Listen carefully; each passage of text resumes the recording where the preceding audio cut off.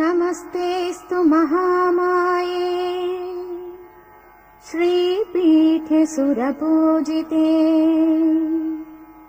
शङ्खचक्रगदाहस्ते महालक्ष्मी नमोऽस्तुते। सिद्धिबुद्धिप्रदे देवी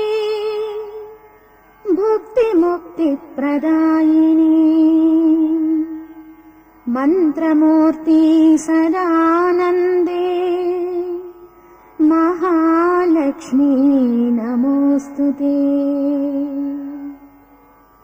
नमस्ते गरुडारूढे कोलासुरभयङ्करी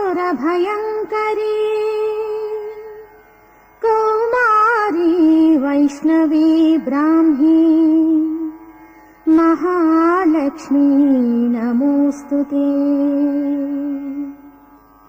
श्वेताम्बरधरे देवी रत्नाभरणभूषिते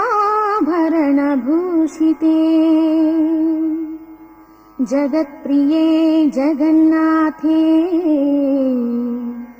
महालक्ष्मी नमोऽस्तुते।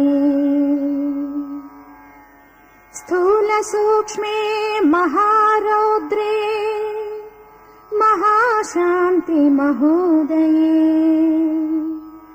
महापापहरे देवी महालक्ष्मी नमोऽस्तुते।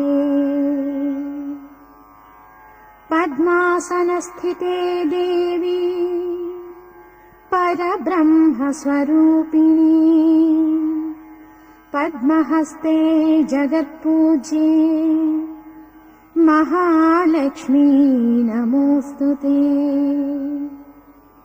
सर्वेशे सर्ववरदे सर्वदुःखविनाशिनी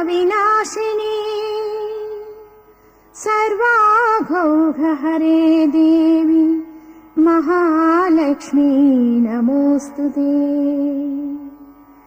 आद्यन्तरहिते देवी आदिशक्ति खगोचरे योगिनी योगसम्भूते महाकाली नमोऽस्तुते। महालक्ष्म्यष्टकं पुण्यं यः पठेत् भुक्तिमुक्तिदम् दुःखदारिद्र्यनिर्मुक्तः सर्वान् कामान् अवाप्नुयात्।